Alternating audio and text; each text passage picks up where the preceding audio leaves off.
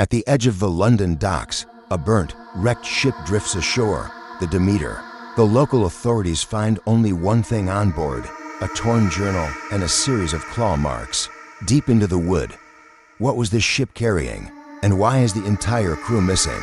We go back a few weeks to the port of Varna, Romania.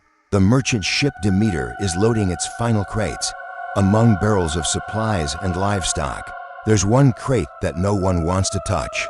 It's large, heavy, marked with a dragon. But money talks, and the crate is sealed aboard. One of the last to join the Demeter is Clemens, a black British doctor and man of science, rational, curious, calm under pressure. But even he notices something strange in the air. The way animals react, the way the wind dies when he approaches the last crate. Something isn't right. Captain Elliot, loyal to the sea, steers the Demeter into open waters. The crew is lighthearted, joking, but beneath the laughter, unease brews. The crate's presence hangs over them like a shadow, unnoticed by most, but felt by all. The Demeter leaves shore and unknowingly enters death's current. On the second night, the ship's animals go wild. Chickens squawk at shadows. Rats try to escape through sealed cracks. Clemens examines one. It's been drained, almost mummified.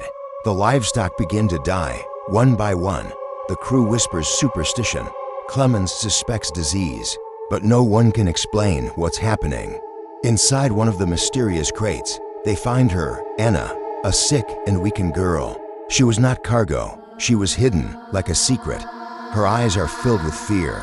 She speaks only one thing. He is hungry. But who is he, and how did she get here? Anna awakens slowly, barely able to speak. Her skin is pale. Her veins are dark. But what's stranger is how she seems to already know the ship, its layout, the sounds at night, the way the shadows fall on the mast. She has been here before, or worse, never left. That night, the fog rolls in thick. The stars vanish. A crewman disappears. His blood-soaked boots are found outside the hold. No one saw what happened. No one heard a scream. It's as if the sea swallowed him whole. But they're not alone. Something else walks the Demeter. Panic begins to spread. The captain orders the ship locked down. No one walks alone. Lanterns burn through the night, but sleep is impossible. They hear scratching above the cabins, sails shifting with no wind, and whispers, not from the crew. Something ancient has awakened, and it's growing bolder. Clemens keeps detailed notes. He marks the deaths. He maps the patterns. But science fails him.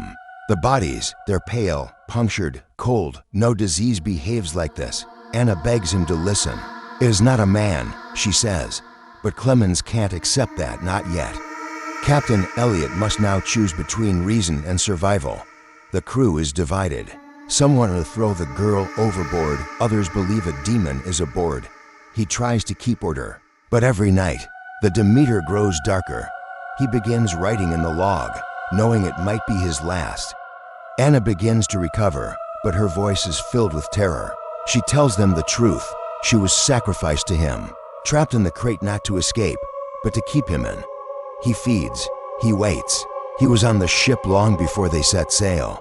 A violent storm slams into the Demeter. Rain pounds the deck. Lightning cracks the sky. But through the flashes, something is crawling across the sails. Something that doesn't belong.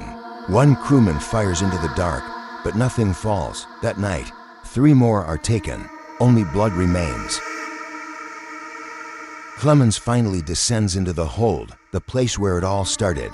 There, he finds the original crate, broken from the inside. Symbols line the inside. Chains are ripped open, and deep claw marks stretch along the walls. Whatever was locked in here was never meant to leave. The crew is nearly gone. The captain weeps in silence. Clemens loads a pistol. Anna prepares fire. They no longer fear what's out there. They know. The only question left is, do they fight it?